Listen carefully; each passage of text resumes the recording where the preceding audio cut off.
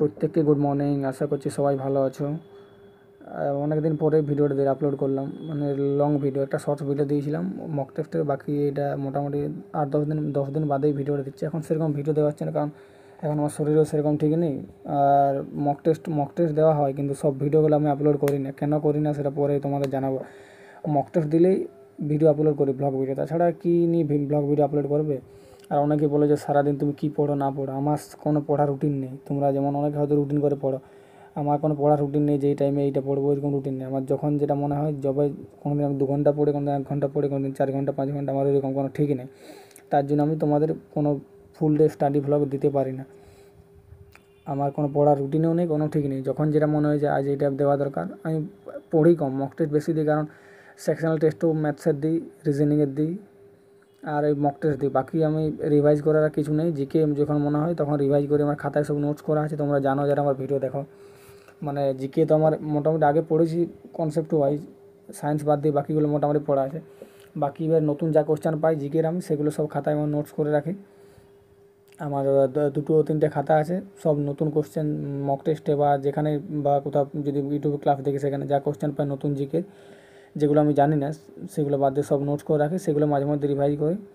ওইখান থেকে জিকে আমি যা মক টেস্ট দিই সেখান থেকে কমন পেয়ে যায়।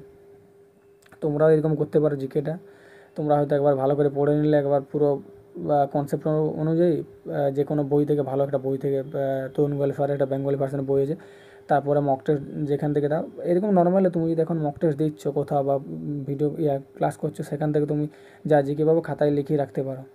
আমিও এরকমই করি।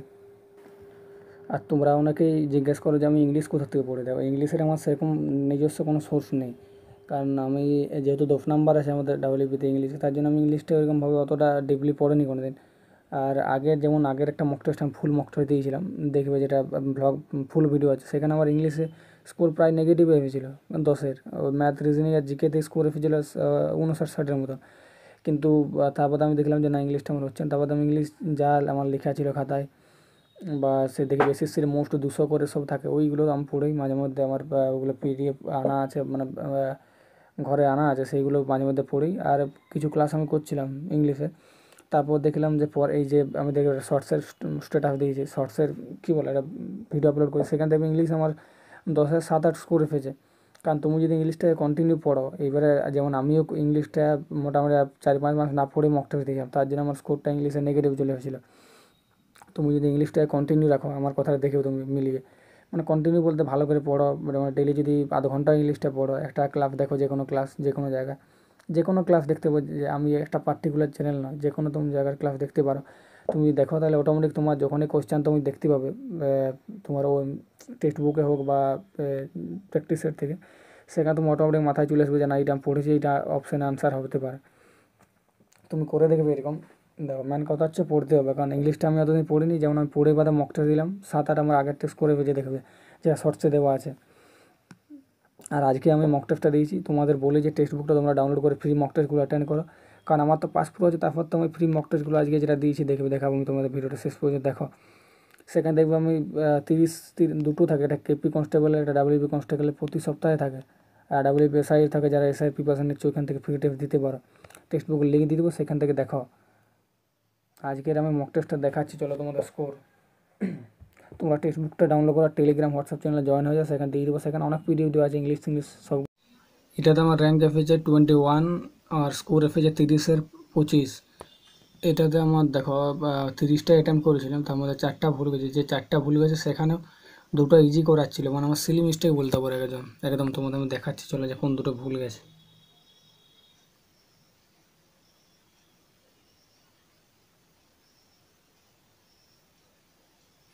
আজ আমি একটা অন্য মোবাইল থেকে ভিডিও করছি, তার জন্য একটু কোয়ালিটিটা খারাপ মনে হতে পারে, কারণ ওই মোবাইলটা নেই এখন আমার কাছে। দেখো, এই কোশ্চেনটা, এটা ইজি কোশ্চেনটা করার, এইটা আমি ভুল করেছি। তোমরা আনসার বলবে যেটা আনসার করতে হবে, ইজি সিলি মিস্টেক একদম, মানে প্রচণ্ড তখন হড়বড়িতে আমি করতে গেলাম এইটা। আর এইটাতে একদম ইজি। এইটা যারা জানো না তারা বলবে যে আমি এইটা কীভাবে করতে জানি না। আমি তোমাদের টেলিগ্রামে দিয়ে দেবো, তোমরা এখানে জয়েন হয়ে যাবে। ওইখানে কীভাবে করতে এটা আমি একদম সোজা, কিন্তু আমি শেষেরটা দেখিয়ে নিই, ভাবলাম যে এটা আর হবে না। শেষের একটা অক্ষরটা ওইটাই একটা মিলল জোড়া, এই দুটো কে কে জানো আনসার বলবে, আর এইটা কে পারো দেখবো। পশ্চিমবঙ্গের প্রথম কৃষিমন্ত্রী কে ছিলেন এবং রাজ্যের মুখ্যমন্ত্রী হিসেবে দায়িত্ব পালন করেছিলেন? আর এইটা ভুল গেছে আমার। তোমাদের কিছু কোশ্চেন দিচ্ছি, তোমরা বলবে কে কোনটা আনসার করতে পারো কি পারো না। যেমন এইটা বলবে, প্রথম জৈন সমাবেশ কোথায় অনুষ্ঠিত হয়েছিল? এইটা বলবে choose the word that is opposite in the meaning of ডোল। ফুলের অপোজিট কী হবে এটা জানাবে। আর এটা বলবে লখনৌ চুক্তি স্বাক্ষরিত হয়েছিল কাদের মধ্যে?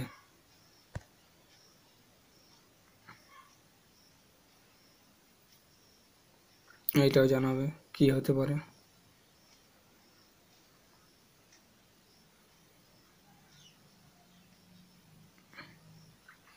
পশ্চিমবঙ্গের দীর্ঘমেয়াদী রাজ্যপাল কে ছিলেন? এটা দেখবে যে কে কে পারো না পারো। মোটামুটি মানে প্রচণ্ড ইজিও নেই, প্রচণ্ড সোজাও নেই, মোটামুটি কোশ্চেন ঠিক ছিল। অবশ্যই কে কে সবাই টেক্সট বুকটা ডাউনলোড করে নেবে, লিঙ্ক আমি দিয়ে দেবো ডিসক্রিপশনে, সেখান থেকে সবাই ফ্রি মক টেস্টগুলো অ্যাটেন্ড করে, এগুলো সব ফ্রি মক টেস্ট। আর যারা যারা এখনও টেলিগ্রাম হোয়াটসঅ্যাপ চ্যানেল জয়েন নেই, একবার গিয়ে জয়েন হয়ে দেখো কী কী দেওয়া আছে না আছে। অনেক পিডিএফ দেওয়া আছে, সব ফ্রি ফ্রি। আর যারা জিডির জন্য পড়ছো, RW স্ট্র্যাটেজিকের বই দেওয়া আছে, ওটা সবারই কাজে লাগবে যারা ডাব্লিউর জন্য পড়ছো। এবার গিয়ে দেখে আসো, কারণ অনেক কিছু দেওয়া আছে, অনেক কিছু। যেগুলো ইম্পর্টেন্ট হয় সেগুলো আমি সব হোয়াটসঅ্যাপ চ্যানেলে দিয়ে দিই, আবার লিঙ্ক দিয়ে দেবো ডিসক্রিপশনে, সেখান থেকে তোমরা জয়েন হয়ে যাবে। আর টেক্সট বুকও ডাউনলোড করে নেবে সবাই, যারা যারা ফ্রি মক টেস্টগুলো এগুলো দিতে চাও। Thank you. আর যদি মনে হয় তাহলে অবশ্যই চ্যানেলটা সাবস্ক্রাইব করে যাবে।